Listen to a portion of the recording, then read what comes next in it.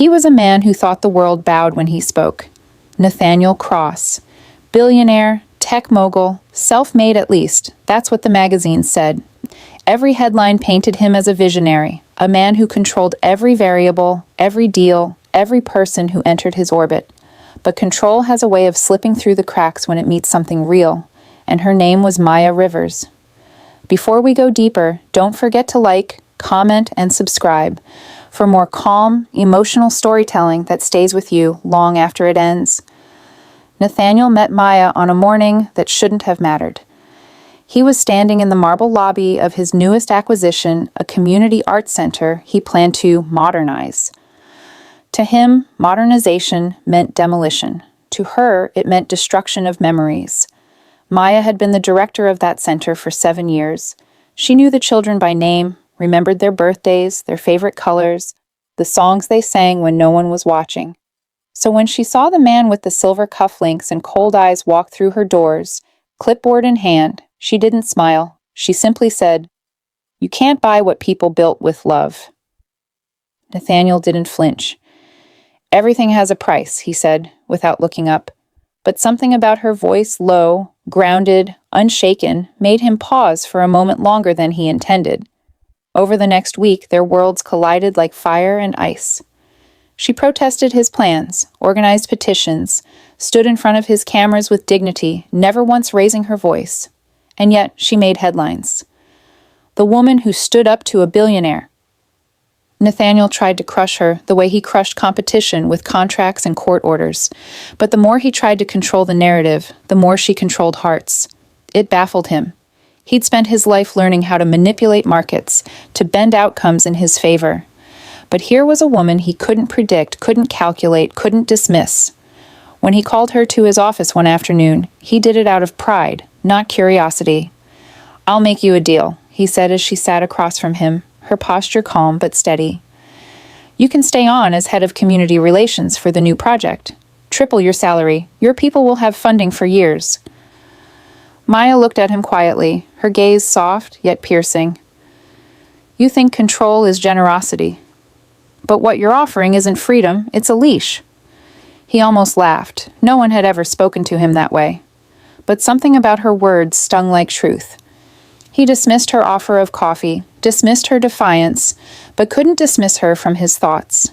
Days turned to weeks, and the project halted. Every report, every meeting, every spreadsheet somehow circled back to her name. She had become a variable he couldn't manage. Then came the night that changed everything. A storm had flooded half the city, including the old community center. Nathaniel arrived before dawn, expecting chaos, damage, and defeat. Instead, he found Maya there barefoot, drenched, helping children carry out instruments and art supplies in the pouring rain. She wasn't giving orders. She was helping. No spotlight, no press, just compassion in motion. When he tried to approach her, she didn't even look up. "Careful, Mr. Cross," she said, voice tired but still warm. "You'll ruin those shoes." That night, as they worked side by side, something in him began to unravel. He realized he had built empires on logic but ignored the language of kindness. He'd learned to buy silence, but never to listen. By dawn, the storm had passed, but control had too. Nathaniel offered to rebuild the center, not as a corporation's gesture, but as a man's promise. She refused again, gently but firmly. "If you want to help," she said, "come back not with plans or money, come back as a volunteer." For the first time in his life, he said yes without calculating the cost. And that was how the billionaire began showing up every Saturday morning in jeans and sneakers, painting walls beside the same people whose homes he once saw as redevelopment opportunities. At first, the staff whispered, was this an act of guilt, image repair, strategy? But week by week, Maya saw the small changes. He smiled more, listened longer, stopped checking his phone when a child tugged his sleeve to show a crayon drawing. Still, she kept her distance, because she knew control doesn't disappear overnight. It transforms, hides, waits, but Nathaniel didn't come back to take control. He came back to understand why he ever needed it. One afternoon, while fixing the cracked tiles of the old music room, he asked her quietly, Do you ever forgive people who try to destroy what you love? She looked at him, her hands dusted with plaster. I do, she said, when they stop trying to fix the past and start honoring it. Something in his chest tightened, something unfamiliar, humbling. He realized forgiveness wasn't a transaction. It was surrender. And that was something Nathaniel Cross had never practiced. As the weeks turned into months, the community center became more than a building, it became a mirror. In it, he saw every deal, every lost friendship, every bridge burned in pursuit of power. And beside him, Maya became the voice of balance he never knew he needed. But peace never comes without a price. And soon, a decision from his board would test whether Nathaniel had truly changed or if control still owned him.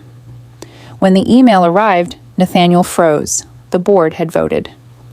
The art center, the same one he had rebuilt with his own hands, was to be sold off for commercial development. The deal would bring in millions, restore investor confidence, and reaffirm his image as the unshakable billionaire he used to be. The message was simple: approved by Friday. For hours he stared at the screen, feeling the weight of his old self pressing against his ribs. The man who lived by control whispered, "This is your chance to get everything back." But when he drove past the center that evening, he saw the glow of its windows. Inside, Maya was reading a story to a small circle of children, her laughter soft, her eyes gentle. And he knew then he couldn't go back.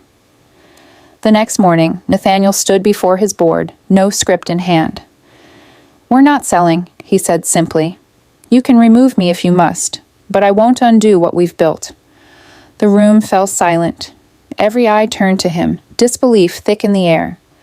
The man who once worshipped control had just let it go. Later, as he walked out into the cold morning air, he felt something he hadn't felt in years. Peace. When he arrived at the center that afternoon, Maya was there, standing by the doorway. "You did it," she said quietly. He nodded. "I didn't do it for them," he admitted.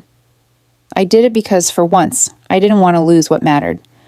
She smiled then, the first genuine smile she'd ever given him. "Then maybe," she said, "you finally understand what control was never meant to give you." From that day on, Nathaniel never returned to the old version of himself. He sold his company shares, established a foundation for arts and education, and named Maya as its director. People said he'd lost everything: his empire, his power, his influence. But he knew better. He hadn't lost control. He'd learned how to release it, and sometimes in the quiet evenings, when the center's lights glowed warm against the night sky, he would watch the children laughing, hear Maya's voice echo down the hall, and think this, finally, was what it meant to win.